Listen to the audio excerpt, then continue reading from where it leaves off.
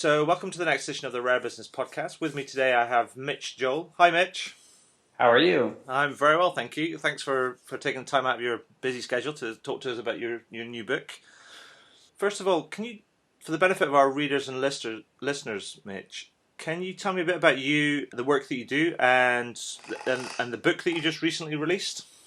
Sure. I have a digital marketing agency called Twist Image. We have offices in Toronto and Montreal. We employ about 100 plus people and work with clients like Walmart and Pfizer, and I could go on and on. Yeah, sure. TD Bank, et cetera, et cetera. And in the early 2000s, I started a blog called 6 Pixels of Separation to really just talk about my perspective and then obviously the agency's perspective in terms of where we see this whole digital thing going. By the good graces of amazing people who enjoy the content, it became nice and popular. And from there, I sort of spun it off into a weekly podcast, both of which I still do. So I blog daily and I still podcast every Sunday. And the goodness of that stuff led to things like speaking events and books. So my first book, 6 Pixels of Separation, came out in 2009. And my latest book, Ctrl Alt Delete, just came out recently. So tell us a bit about the book and sort of the main thesis and why you wrote it. You know, when I wrote my first book in 2009, I wasn't really sure if I wanted to write a second book, but I blog daily. I contribute to the Harvard Business Review and Huffington Post, and I sort of feel like I have platforms by which I can really express how I feel about the world.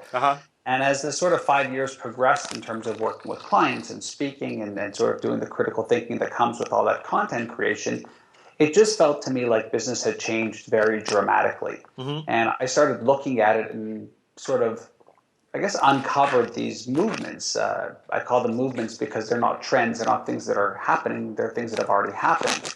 And they sort of coalesce together in a nice way. And I just sort of crystallized like, oh, there's probably a nice meaty book here.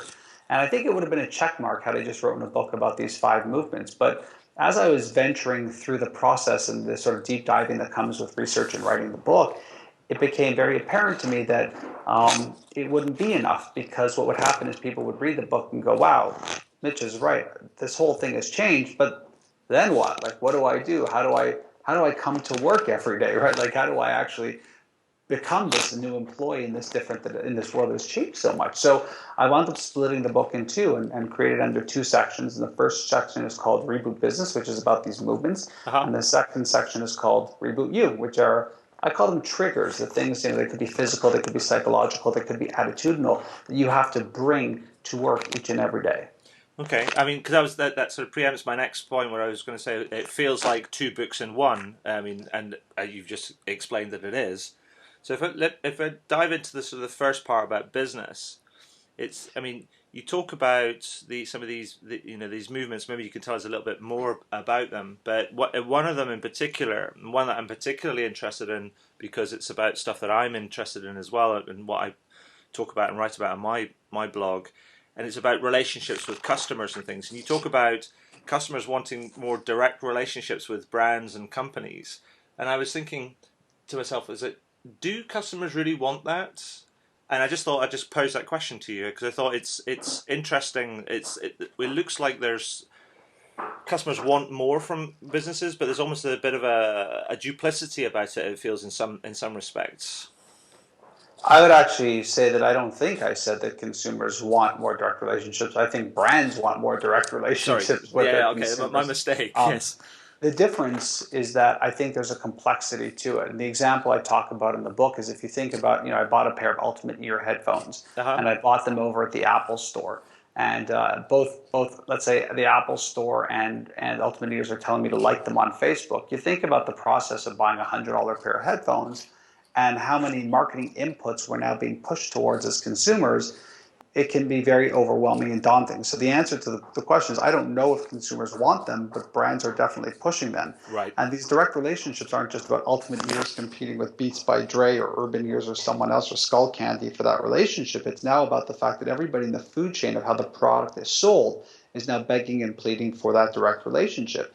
And so what I was trying to do in the book is answer the question, who should own the direct relationship? And the stressful outcome of that is all of them should. Right. And that creates a lot of pressure on the consumer, because it's a lot of marketing messages for a product. But more importantly, how do you get that direct relationship? And there's obviously a big chunky meaty part of the book that really dives into what it takes to be that relevant in the consumer's mindset in this day and age. Yeah, and sort of building on that, you talk about how marketing is changing, and this idea around it's more moving from more of a from quantity to quality, and that's posing its own challenges, and how that sort of is related to the generation of content, which I'm not really sure I like the word, but because it's such a big word and covers so much sort of things, because it's also as content as whatever that is, as a catalyst for generating that relationship. And do you think that's one of the biggest challenges, that shift in marketing that businesses are wrestling with? Well, yeah, I think that we are moving quickly out of the sort of advertising era of marketing. And that's a bigger sort of thing. When a lot of people, when you see those things like advertising doesn't work or marketing doesn't work and all this sort of stuff online, I'm always very cautious to look at the wording, because more often than not, what I uncover is that people are confusing the terms marketing and advertising. Yeah, sure. Advertising is a subset of marketing. It's a function of marketing. Marketing is a process by which we figure out the 4 Ps: the product, price, promotion, and the place. And that promotion aspect within it, there's a very big 800-pound gorilla, and it's advertising. But because most people see advertising, that's what they sort of live and breathe by. They feel like that is what is the marketing. Much in the same way people assume that the logo is the brand, which obviously it's a component of it. It's an expression of it. And so I do think that in this post-advertising world, what we are seeing is not that advertising dies. I don't believe that. I think advertising will still be a critical component of how a brand markets and communicates a message. I just think there are other options, and there's other amazing things that brands can do that don't engender the need for them to connect specifically through the sort of media channels as we've known them to date. They can create utility, they can create tools, they can create functionality, they can create engagement and connections to those direct relationships that we talked about earlier like never before. Okay. And what are the other sort of big themes or big trends that you dive into in the book that you see are affecting businesses over and above the sort of direct relationship, the need for the direct relationship with consumers now? What other sort of trends are you seeing that are affecting businesses that they have to wrestle with? Oh, if I could just point the mic and hit play on the audiobook, it would be much easier to answer that question. It is one of those books where I talk about these big, massive, chunky movements, and within them, there are many factors. And even the last chapter of the book, I talk about some of the ones that are coming out. Things like, I do think there will be implications when it comes to things like 3D printing and stuff like that. Yeah. So, my general sentiment in the book, to sort of make it more cohesive than me rambling on, would be that it's the attitude of being what I call the perpetual entrepreneur. Yeah. I think the brands that can really embrace the notion of thinking about their business in the terms of how do we imagine our industry as it doesn't exist versus a posture that says how are we mitigating risk and minimizing mistakes. Okay. That type of attitudinal perspective that you bring to it, I think will help people better understand where we're currently at. Because again, the movements aren't things that are all that forward thinking, I don't think. I just think there are fundamental things that have happened that businesses are simply not paying attention to. Yeah, okay. But also do you think there's an element of that this is, rather than we've made almost like a binary shift, as it were, sort of like 1 to 0, that this also could be a transitional time, and there's some generational sort of effects that are still that are in play, as it were? So, for example, the older generation... Yeah, always. Yeah. Right? It's one of those things where, I'll throw it back and say, listen, people will say, Facebook doesn't work. That's like me saying Facebook doesn't cure cancer. It's not supposed to. I mean, we as brands have to figure out what these platforms and channels mean and how to effectively be valuable in them. Yeah. To simply sort of sit back and say, is it this, is it that, is it the other? I don't think we can simply paint the brush anymore. Right. If you want your brand to be known, take these TV ads and take these radio ads, and until you're spending that kind of money, you will not be known. I believe that is still a significant truism. Mm-hmm. I think that my book would be selling many more copies if there were billboards everywhere and signs on taxi cabs and TV commercials during popular TV shows. There's no doubt about that creating a tremendous amount of attention gets attention. Yeah. I just think there are other ways and opportunities to connect that are equally profound, so long as brands can take the time to understand what those specific channels do. And also acquire the sort of skills and put in the time and the effort and the resources to actually make those work as well. Yeah, or bring in the resources because it's not your core competency. I mean, I see that mistake being made often where people say, let's bring it in and learn to do it. And what you wind up doing is wasting a lot more money and a lot more time, which could be sometimes more valuable than money because there's just not a passion, commitment, or dedication to it because the focus becomes too thin. Well, I think that's true, and also it brings me on to the sort of the second part of the book, which the people side of things, and the challenges that, if you like, this new digital world and the impact that digital is having on the world, the challenges it's having for sort of people. So it's almost like it's not only just firms that having to respond and be agile and nimble and learn new skills, hire new skills. Is people are having to respond to that as well, and almost being an entrepreneur of yourself. Yeah, I mean, I do think that in the second part of the book, I encourage people to think with an entrepreneurial mindset. Yeah. I encourage them to think with what I call that digital first perspective. You know, it's the destination we go when we think of something is digital. It could be the web, it could be on our mobile devices. It is the ability for people to think of their careers in a different perspective, something I call the squiggly. Yeah, yeah. So yeah, I do think that this is a different day and age. I opened the book by telling the story of Marco Arment, who left Tumblr to start this amazing little application called Instapaper. This thing became so wildly successful that people didn't even know what the valuation of it was because he was one guy running it out of his apartment, self-funded. Yeah.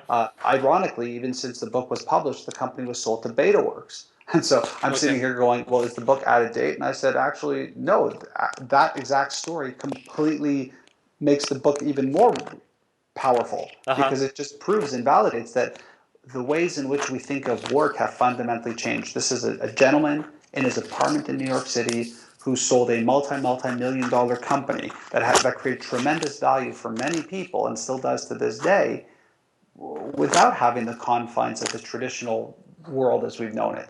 Yeah, sure. I mean, I think that one of the things that you talk about in that part of the book, you talk about how careers used to be linear or largely thought about as being sort of linear, where now you have to think about things as being almost squiggly, taking a wandering path almost in a way. So where you, in a way, sort of you pivot as per opportunities or challenges present themselves, and I think that's going to be quite fundamentally challenging for many people. Don't you think?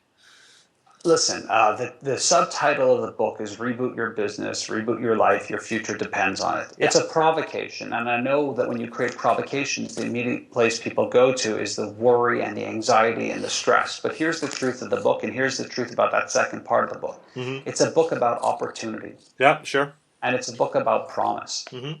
If you're sitting there panicked about your future, I sort of defer to the Seth Godin aphorism where he says the safest thing you can do is be risky and the riskiest thing you can do is be safe. Yeah. And I don't take it to that extreme. But the point is that I'm not sure how many people have taken the deep breath to read a book like this, to think about where they're at in work, where they're at in business, and from there to actually realize the tremendous opportunities they suddenly now have. I mean, you could go home from the job that you hate every single day and create something in text, images, audio, video, and long form and short form, I don't care, and actually become the de facto destination for that type of content. Yeah. That is an amazing place to be. We could never do this 7 years ago, maybe 10. And so I tend to look at it and go, sure, it's going to scare a lot of people, but I think the people who've always been successful are the people who see the opportunity. Well, absolutely, and I think when you go into that a bit more detail, and you start unpicking things and sharing examples of how things work, and you talk about the chap that went, the CFO, and he's talking about work-life balance, and rather than balance, he talks about blend and making yourself indispensable and things. And I thought that was a really interesting take in sort of. Well, it's interesting to take, and I see it as true. I see it in the way that I work as well. In that, it's almost like you have to love what you want to do, and balance, schmalances, I would say. It's just one of those things. If you, it doesn't feel like work if you choose to do something that you love, and you make that commitment to it, or even if it's something it's hard. But if you make a commitment to it, then it becomes a very personal sort of thing. It's been a really interesting month for that concept, and it's funny that like within all of the interesting movements and triggers that come out of Control Alt Delete, people are really zoning in on the work-life balance thing. And I recently did an episode of Good Life Project with Jonathan Fields where we talk a lot about this idea. And my hate and disdain for the word work-life balance comes not from me being a workaholic. Yeah. It comes from a place where I don't and never have understood how work falls outside of life. No. That's the sort of just the general impetus of that statement. Mm-hmm. And so, yes, I do believe in blend. I believe in a world where I might bail after this recording, go and see a movie or go and play with my kids and then catch some work later. And, I figure out my responsibilities obviously very, very seriously, but I create the visual in my brain always, and I talk about this in the book, of a stool. And a stool has three legs. And those three legs for me are family, friends. The other stool for me is community, local, national, international. And the other peg for me is professional, Yeah. what I'm doing day in and day out. And I believe that if you don't have balance on those three legs, the stool will topple over. Yeah. I believe that there's not always balance. It's very hard to do. It's very challenging. I understand the complexities of it. People will say, it's easy for Mitch to blog every day and podcast every day. They don't realize that I have small children too, and I have a family, and I'm trying to maintain a healthy balance or blend in everything that I do. But I don't take work out of that. I come to work like you, I'm sure, we work basically when it's light and probably a little bit when it's dark as well. Mm-hmm. People say it's nothing personal, it's just business. I don't believe that. I take it very personally. It's not just because I'm an entrepreneur and this is the business that I chose, but because I think that if I'm going to do something with such an intensity and commitment, that I have to take it very, very personally. And I have very thin skin about it, to be honest. Sure. So when I look at the idea of the stool, blend, and that construct of work-life balance, I just think we live in a very different world. We don't live in a world where, you can think back to a time where we just had landlines and people would call the home from the office, and they only did that if it was like a real emergency. Mm-hmm. Otherwise, it would wait till tomorrow. We didn't have connectivity. Mm-hmm. If you had an emergency, okay, and even if you had that emergency, there wasn't much you could do about it at that point because not everybody was connected or answering or available. So the dynamics of work have changed. I think that's true, and a lot of people kind of talk. One of the biggest excuses when I talk to people about blogging and things, and they say, "Oh, I don't have enough time," and I said, "Well, nobody's got any time.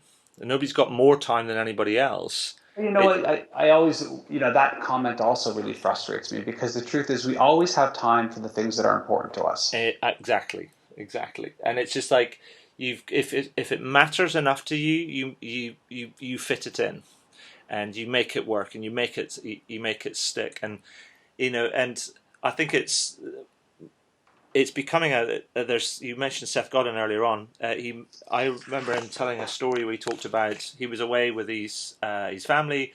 He woke up middle of the night and he just went down to the hotel lobby and he was just surfing around on the net or checking some emails or whatever.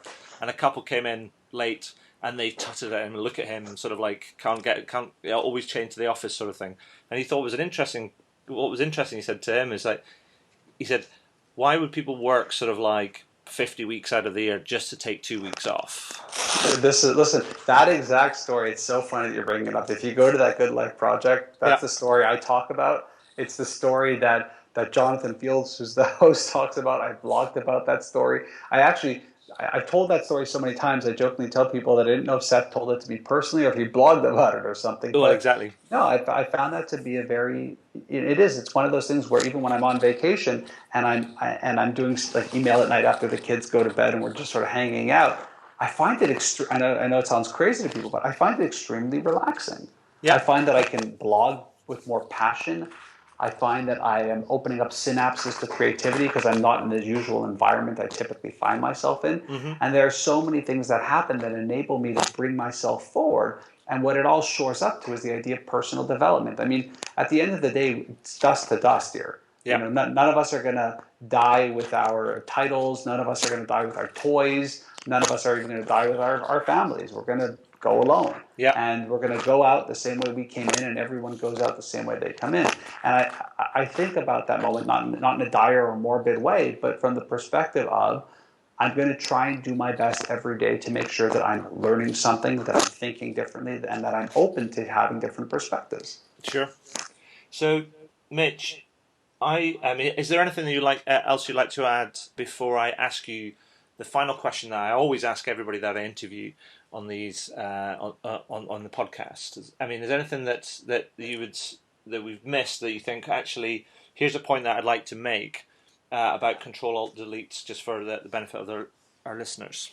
No, we've gone through it. I hope people will go to controlaltdeletebook.com and have a little look at the experience and what it means, and then make a decision to hopefully buy it. Fantastic. Well, I think you might have preempted my final question, because my final question is there anything that you would like to shamelessly plug? Well, yeah, no, actually, there typically isn't, but I guess I'm Canadian, so listen, it's always hard for me to talk about anything. I get very shy and timid, so I'm just thankful for your time, and I'm hopeful that people will check it out or check out my blog or my podcast and enjoy the experience.